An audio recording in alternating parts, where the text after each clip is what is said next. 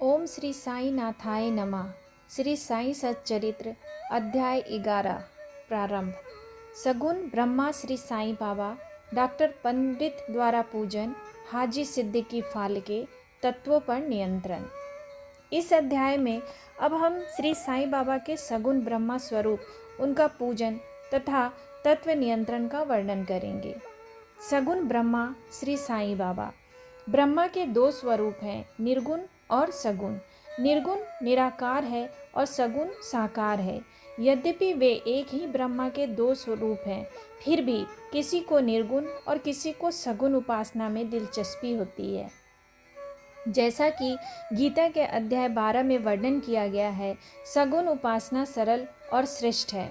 मनुष्य स्वयं आकार में है, इसलिए उसे ईश्वर की साकार उपासना स्वभावतः ही सरल है। जब तक कुछ काल सगुण ब्रह्मा की उपासना न की जाए, तब तक प्रेम और भक्ति में वृद्धि ही नहीं होती। सगुणोपासना में जैसे जैसे हमारी प्रगति होती है, हम निर्गुण ब्रह्मा की ओर अग्रसर होते जाते हैं। इसलिए सगुण उपासना से ही श्री गणेश करना अति उत्तम है। मूर्ति, वेदी, अग्नि, प्रकाश, सूर्य, जल और ब्राह्मण आदि सप्त उपासना की वस्तुएं होते हुए भी सद्गुरु ही इन सब में श्रेष्ठ है। श्री साईं का स्वरूप आंखों के सम्मुख लाओ, जो वैराग्य की प्रत्यक्ष मूर्ति और अनन्य शरणागत भक्तों के आश्रय दाता हैं। उनके शब्दों में विश्वास लाना ही आसन और उनके पूजन का संकल्प करना ही समस्त इच्छाओं का त्याग है। कोई कोई श्री साईं बाबा की गणना भगवत भक्त अथवा एक महाभागवत में करते थे या करते हैं, परंतु हम लोगों के लिए तो वे ईश्वरा अवतार हैं। वे अत्यंत क्षमाशील, शांत, सरल और संतुष्ट थे, जिसकी कोई उपमा ही नहीं दी जा सकती। यद्यपि वे शरीरधारी थे, पर यथार्थ में निर्गुण, निराकार, अनंत और नित्य मुक्त थे।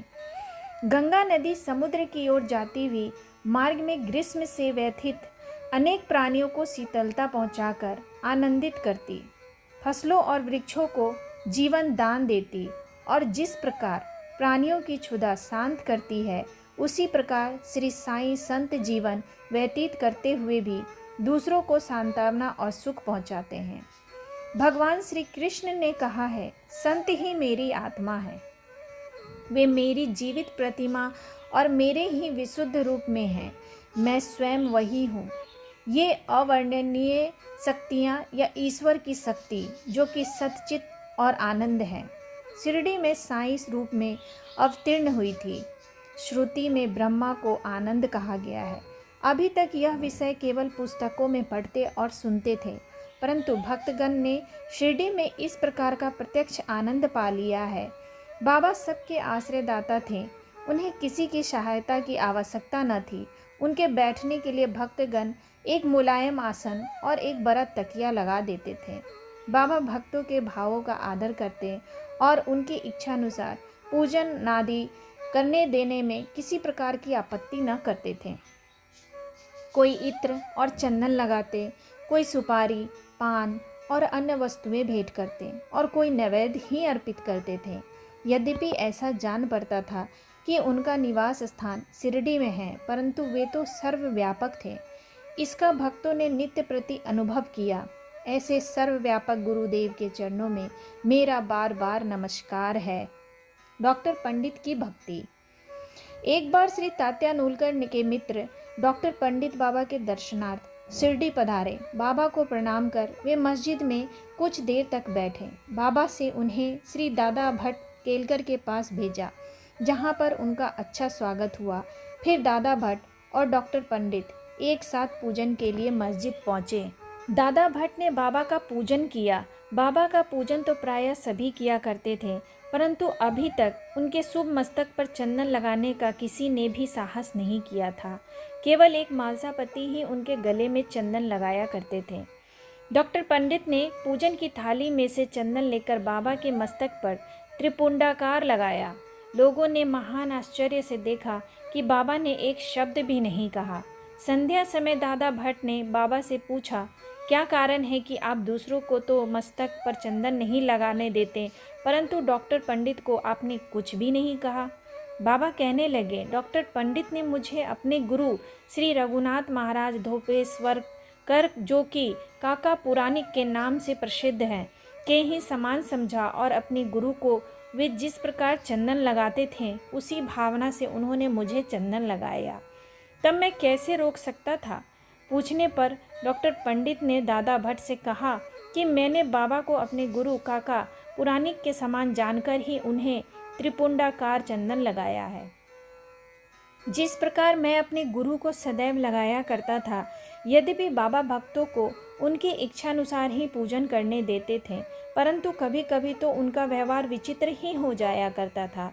जब कभी वे पूजन की थाली फेंककर रुद्र अवतार धारण कर लेते, तब उनके समीप जाने का साहस किसी को न हो सकता था। कभी वे भक्तों को झिड़कते और कभी मोम से भी नरम होकर शांति तथा क्षमा की मूर्ति से प्रतीत होते थे। कभी कभी वे क्रोधावस्था में कंपायमान हो जाते और उनके लाल नेत्र चारों ओर घूमने लगते थे। तथापि उनके अंतःकरण में प्रेम और मातृ स्नेह का स्रोत बहा ही करता था। भक्तों को बुलाकर वे कहा करते थे कि उन्हें तो कुछ ज्ञात ही नहीं है कि वे कब उन पर क्रोधित हुए। यद्यपि यह संभव हो कि समुद्र नदियों को लौटा दे, तो वे भक्तों के कल्याणार्थ की भी उपेक्षा कर सकते हैं। वे तो भक्तों के समीप ही रहते और जब भक्त उन्हें पुकारते हैं तो वे तुरंत ही उपस्थित हो जाते हैं। वे तो सदा भक्तों के प्रेम के भूखे हैं। हाजी सिद्दीकी फाल्के, यह कोई नहीं कह सकता था कि कब श्री साईं बाबा अपने भक्त को अपना कृपा पात्र बना लेंगे। यह उनकी इच्छा पर निर्भर था। हाजी सिद्दीकी फाल्के की कथा इसी का उदाहरण है। कल्याण निवासी एक यवन जिनका नाम सिद्दीकी फाल्के था, मक्का शरीफ का हज करने के बाद शिरडी आए। वे चावड़ी में उत्तर की ओर रहने लगे। वे मस्जिद के सामने खुले आंगन में बैठा करते थे। बाबा ने उन्हें 9 माह तक मस्जिद में प्रविष्ट होने की आज्ञा न दी और न ही मस्जिद की सीढ़ी चढ़ने दी। फाल्के बहुत निराश हुए और कुछ निर्णय न कर सके कि कौन सा उपाय काम में लाएं। लोगों ने उन्हें सलाह दी कि आशा न त्यागो, सामा श्री साईं बाबा के अंतरंग भक्त है, तुम उनके ही द्वारा बाबा के पास पहुंचने का प्रयत्न करो। जिस प्रकार भगवान शंकर के पास पहुंचने के लिए नंदी के पास जाना आवश्यक होता है, उसी प्रकार बाबा के पास भी सामा के द्वारा ही पहुंचना चाहिए। फाल्के को यह विचार उचित प्रतीत हुआ और उन्होंने सामा से सहायता की प्रार्थना की। सामा ने भी आश्वासन दे दिया और अक्सर पाकर वो बाबा के इस प्रकार बोले कि बाबा, आप उस बूढ़े हाजी को मस्जिद में किस कारण नहीं आने देते? अनेक भक्त स्वेच्छापूर्वक आपके दर्शन को आया जाया करते हैं, कम से कम एक बार तो उससे आशीष दे दो। बाबा बोले, सामा, तुम अपनी नादान हो। यदि फ़कीर नहीं आने देता है तो मैं क्या करूं? फ़कीर अर्थात अल्लाह, उनकी कृपा के बिना कोई भी मस्जिद की सीढ़ियां नहीं चढ़ सकता। अच्छा, तुम मुझसे पूछ आओ कि क्या वह 12वीं कुएं की निचली पगडंडी पर आने को सहमत है? सामा स्वीकारात्मक उत्तर लेकर पहुँचे। फिर बाबा ने पुनः सामा से कहा कि उससे फिर पूछो कि क्या वह मुझे 4 किस्तों में 40,000 रुपये देने को तैयार है। फिर सामा उत्तर लेकर लौटे कि आप कहें तो मैं 40 लाख रुपए देने को तैयार हूँ। मैं मस्जिद में एक बकरा हलाल करने वाला हूँ। उससे पूछो कि उसे क्या रुचिकर होगा, बकरे का मांस, नाद या अंडकोश। सामा यह उत्तर लेकर लौटे कि यदि बाबा के भोजन पात्र में से एक ग्रास भी मिल जाए तो हाजी अपने को सौभाग्यशाली समझेगा। यह उत्तर पाकर बाबा उत्तेजित हो गए और उन्होंने अपने हाथ से मिट्टी का बर्तन उठाकर फेंक दी और अपनी कफनी उठाए हुए सीधे हाजी के पास पहुँचे। वे उनसे कहने लगे कि व्यर्थ ही नमाज क्यों पढ़ते हो, अपनी श्रेष्ठता का प्रदर्शन क्यों करते हो?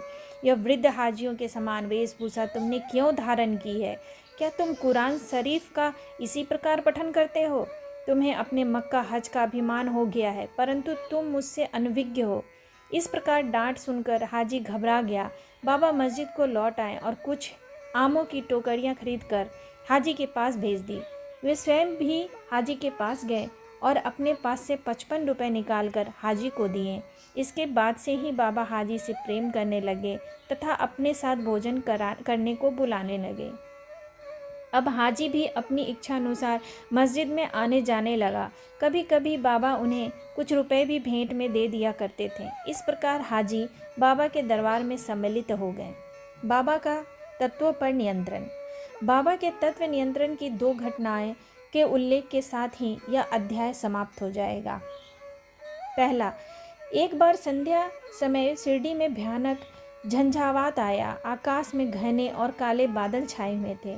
पवन झकोर रहा था, बादल गरज रहे थे और बिजली चमक रही थी। मूसलाधार वर्षा प्रारंभ हो गई। जहाँ देखो वहाँ जल ही जल दृष्टिगोचर होने लगा। सब पशु पक्षी और शिरडीवासी अधिक भयभीत होकर मस्जिद में एकत्रित हुए।